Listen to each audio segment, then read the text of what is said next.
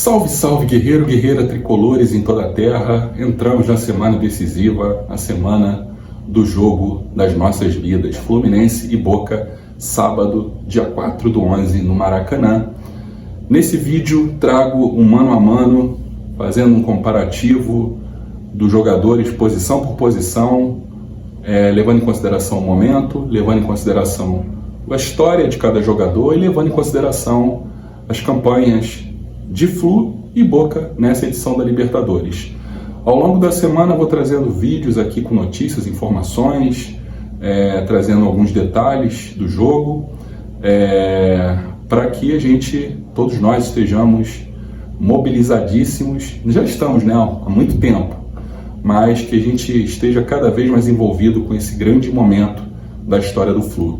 Antes da gente fazer esse comparativo, quero fazer aquele protocolo básico. Se inscreve aí no canal, deixa o like no vídeo, ativa as notificações e traga mais um amigo, amiga tricolor para o nosso canal.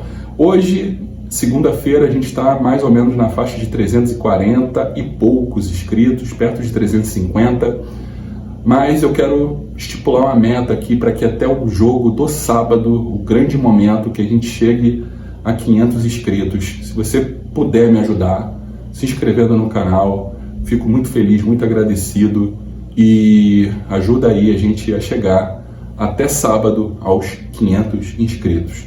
É difícil, mas não vale a pena tentar, beleza? Pois bem, Sérgio Romero e Fábio são dois goleiros num momento parecido.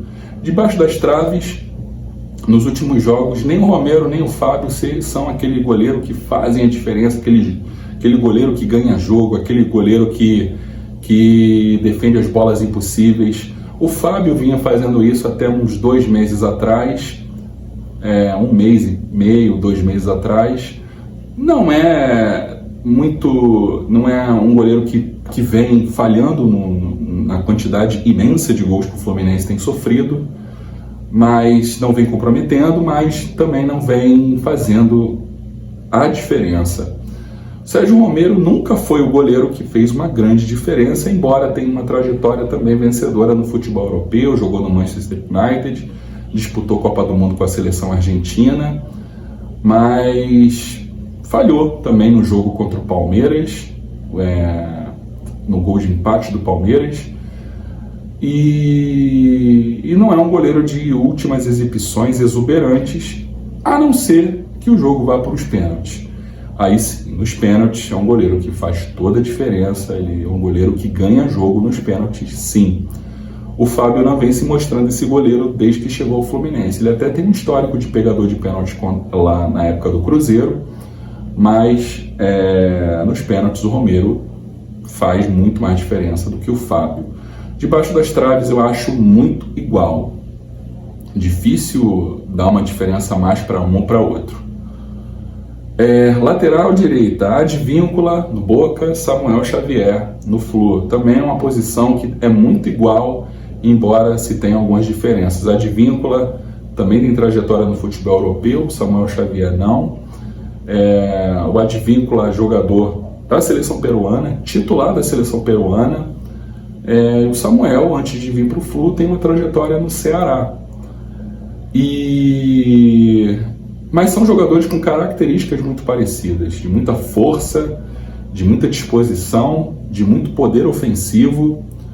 Mas eu acho o Samuel Xavier um pouco mais eficaz, um pouco mais preciso na tomada de decisão, mais inteligente na tomada de decisão do que o Advíncula, embora o Advíncula tenha toda a cancha, tenha toda uma trajetória, seleção peruana, Copa do Mundo também, jogou a Copa de 18 com a seleção peruana.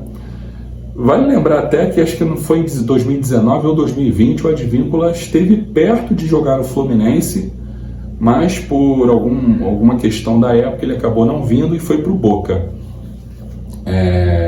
Mas também eu acho uma posição muito igual. Para não ficar tão em cima do muro, eu acho que 55% Samuel Xavier, 45% Advíncula.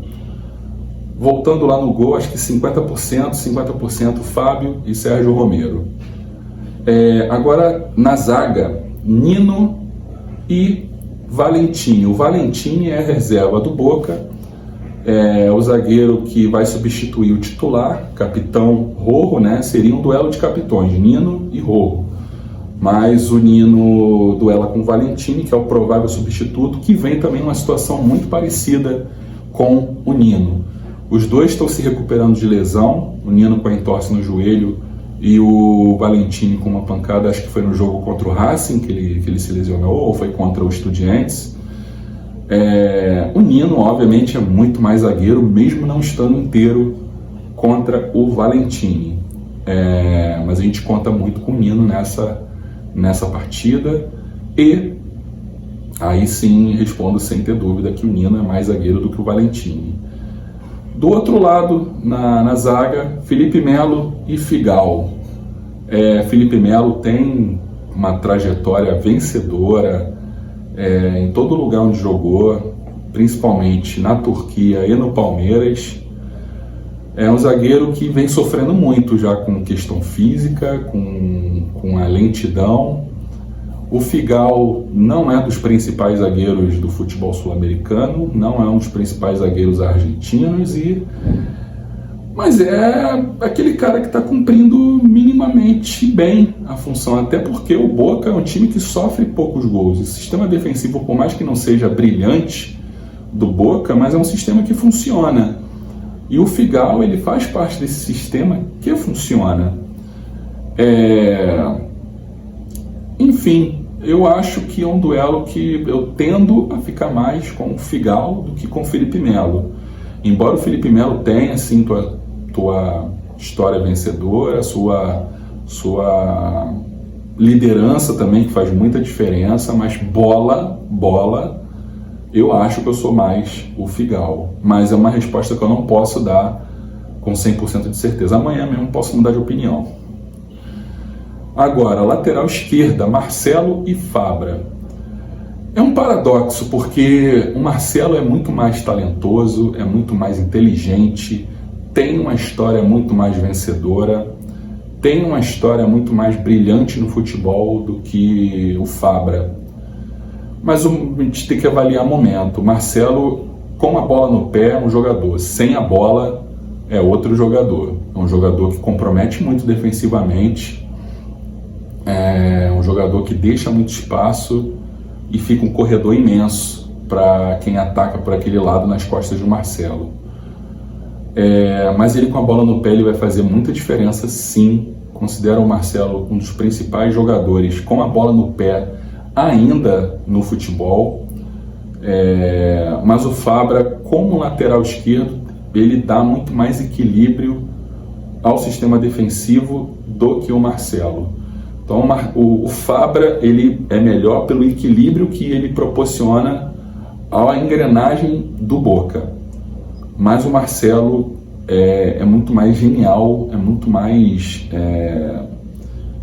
inteligente, ele tem tomadas de decisão muito mais importantes para o Fluminense do que o Fabra pro Boca. Então eu tendo a ficar também com o Marcelo nessa posição, mas com uma diferença muito pouca também. 55 Marcelo, 45 Fabra, mas eu não deixo de reconhecer as dificuldades que o Marcelo tem na posição e reconhecer também o funcionamento do sistema defensivo do Boca com o Fabra. Bom, agora vamos para o meio. Eu vou precisar apelar para a cola aqui, porque é André e Paul Fernandes. Aí acho que é um duelo que não tem muito o que discutir. André, uma diferença muito brutal do André para o Paul Fernandes.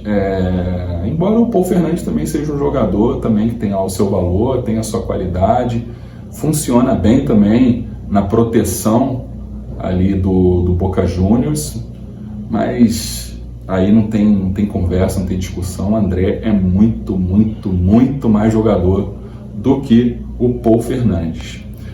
Segundo volante, aí eu vou considerar que o momento do Martinelli é melhor do que o do Alexandre, então eu vou considerar Martinelli titular para duelar, vou fazer a cola com o Ezequiel Fernandes. Aí eu acho um duelo muito equilibrado, seja quem for que vai jogar. Seja o Martinelli, seja o Alexander, ou até mesmo o Lima. Eu acho que se for o Lima, eu acho um duelo mais equilibrado do que com Martinelli e Alexander. Os momentos do Martinelli e do Alexander, embora sejam diferentes, o Alexander tá mal, eu acho que ele não vai jogar, ele não vai ser titular nesse jogo. A tendência é que jogue o Martinelli. E aí eu acho um duelo bem equilibrado, 50-50. Não tenho muita coisa a dizer do Martinelli nem do Ezequiel Fernandes. São dois jogadores que têm lá suas valências, suas capacidades de defender e atacar. O Martinelli, jogador jovem. Confesso que eu não sei qual é a idade do Ezequiel Fernandes, mas é um jogador que também funciona bem no Boca. Não é brilhante, não é um jogador que faz tanta diferença, nem para o bem nem para o mal, como o Martinelli também não tem sido. Tem jogos onde o Martinelli está muito bem, tem jogos onde ele está muito mal, e tem jogos onde ele só cumpre bem o papel dele em campo. Então acho que o Martinelli e o o Ezequiel Fernandes se equivalem muito, é difícil dar um posicionamento quem está melhor. Bom, aí vamos para o meio, um duelo onde tem Ganso e Medina. Embora sejam jogadores bem diferentes, que joguem em posições diferentes no campo, é o melhor espelhamento possível. Atualmente, o Medina é um jogador que faz mais diferença para o Boca do que o Ganso pro Fluminense.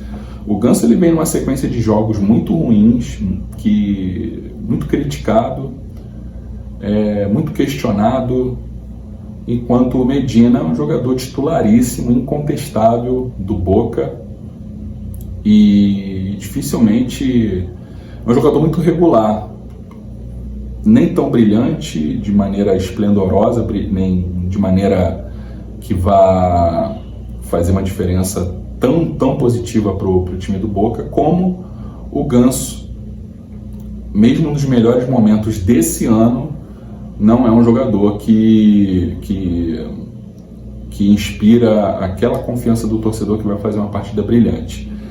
Ano passado ele fez um 2022 brilhante, mas a gente está falando de 2023, e o 2023 do Ganso não é bom. Embora ele tenha lá os seus lampejos, tenha seus jogos onde ele brilha, e vão torcer para que seja nesse jogo.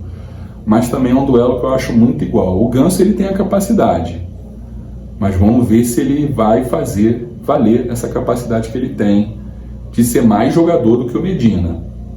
Então também acho um duelo muito igual, muito difícil dizer qual jogador vai fazer mais diferença em campo hoje.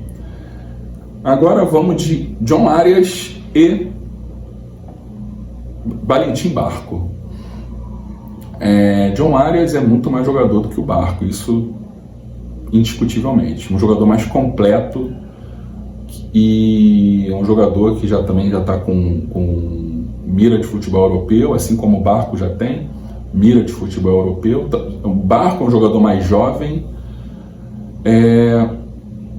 mas o que eu vejo do Barco, o que a gente tem de temer do Valentim Barco, é mais a capacidade que ele tem de velocidade.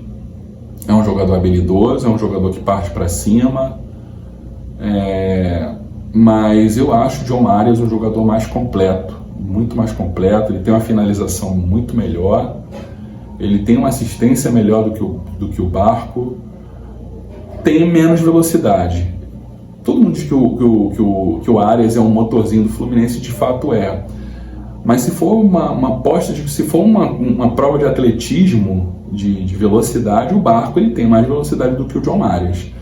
Mas o John Arias ele dosa mais a velocidade que ele tem, ele equilibra mais a velocidade que ele tem com a tomada de decisão, seja para assistência, seja para finalização. Então o John Arias eu acho um jogador hoje mais maduro do que o Barco.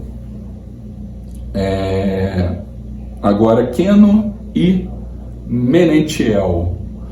São dois jogadores irregulares, bons, mas irregulares. O momento do Keno é melhor. Ok, o Keno vem de uma partida incrível contra o Goiás e não jogou contra o Atlético Mineiro e não vai jogar contra o Bahia.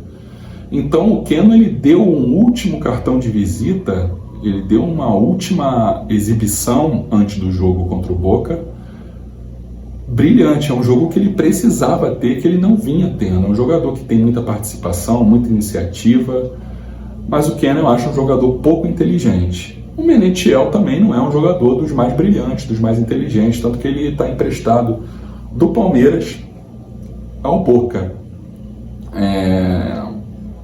Enfim, é um duelo equilibrado também, mas eu acho que, por mais que o Merentiel não seja hoje um jogador brilhante, acho que nunca foi um jogador brilhante, o Keno já teve seus momentos de brilho no Atlético Mineiro e agora também no Fluminense. São poucos os jogos do Keno pelo Fluminense onde a gente possa realmente ver com brilho nos olhos, e esse último jogo dele contra o Goiás aí foi um jogo que realmente fez muita diferença na avaliação do Keno em relação ao Merentiel. O Keno eu acho um pouco mais jogador do que o Merentiel. Agora, a dupla de ataque que está na thumb, Edinson Cavani e Germancano. Olha, eu não desprezo a história do jogador. Eu não desprezo jogador grande, em jogo grande, em momento grande, com camisa grande, como é o Boca e o Edinson Cavani. Não desprezo isso. Não vou menosprezar a história do Cavani e todo o entorno do jogo do jogador grande, em jogo grande, com camisa grande. Mas vale muito também dizer que o Cavani não vem fazendo bons jogos desde que chegou no Boca. Eu acho que ele tem 3 ou 4 gols no máximo desde que chegou no meio da temporada. E não acho que hoje o Cavani seja um jogador que faça tanta diferença para o Boca como o Cano é para o Fluminense. O Cano, ele vem de temporadas brilhantes, Independiente Medellín, fez muito pelo Vasco e já está no seu 2º ano fenomenal pelo Fluminense. E o Cano é um jogador de jogo grande, se mostrou um jogador de jogo grande, seja no Carioca, seja na Libertadores, seja no Brasileirão, seja em qualquer competição que o Cano dispute com a camisa do Flu. O Cano é um dos artilheiros do mundo no ano. O Cavani, ele não está conseguindo jogar bem pelo Boca já desde que chegou. Não teve nenhum jogo que ele tenha feito pelo Boca que a gente olhe, cara, o Cavani está aí. Daí que a gente precise sentir medo, tensão, angústia, porque o Cavani está com a 9 do Boca. Mas eu respeito muito tudo que ele fez pelo futebol, tudo que ele construiu também na seleção uruguaia. Ele não chegou à toa,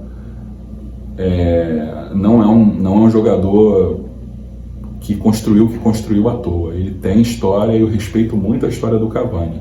O momento é do Germancano, muito mais jogador hoje do que o Cavani. Então, 70% Cano, 30% para o Cavani, mas isso se equilibra muito com a história de cada jogador. Cano não tem trajetória no futebol europeu, nunca jogou lá. Tudo que ele construiu foi no futebol latino-americano, né? Considerando que ele jogou também no México, na Colômbia. E, enfim, acho que sou mais Cano, mas não desprezo o que o Cavani construiu, não. Os técnicos Diniz e Almiron. Bom, também não tem muito o que dizer. O Diniz é muito mais técnico do que o Almiron. Ponto. O Diniz por mais que a gente tenha muitas questões emocionais com as decisões do Diniz, com as teimosias do Diniz, mas é um cara que tem... Cara, só pelo fato de ele ser um treinador, um técnico que ele se propõe a atacar, independente de qual seja o placar, se está perdendo, se está empatando, se está ganhando, ele não abdica de atacar. E o Almiron de defender.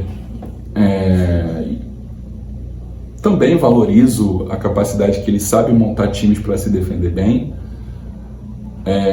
E também não chegou nessa final de Libertadores à toa, embora não tenha ganhado nenhum jogo na fase de mata-mata da Libertadores. Mas é aquilo, né? Ele precisa ganhar um jogo, e esse jogo é o de sábado. Mas Diniz, até por ter mais opções de banco do que o Boca, acho ele muito mais capacitado de fazer um bom trabalho do que o Almiron. O que o Fluminense tem de melhor no banco hoje? John Kennedy é a melhor opção possível. Também considero muito o Lima entrando no jogo. O Alexander estando minimamente bem é uma terceira opção também, muito boa para o time, para funcionar alguma coisa que não esteja funcionando no decorrer do jogo. Acho que são as três principais opções que o Fluminense tem hoje: Alexander, John Kennedy e Lima no banco. O Boca não tem uma riqueza, tem o Benedetto, que também é dúvida para o jogo, também se for para o jogo ele não vai inteiro. E a outra opção que o Boca tinha era o Zeballos, Ezequiel Zeballos, que só vai voltar jogando o que vem. Então, banco, o Fluminense tem muito mais do que o Boca. Bom, é isso. Não sei se você chegou até esse momento do vídeo, mas se você chegou, agradeço muito, muito, muito sua audiência. Peço mais uma vez, se inscreve aí no canal, deixa o like no vídeo, dá essa fortalecida. É semana de jogo, vamos tentar chegar a 500 inscritos, pelo menos até sábado, beleza? Saudações!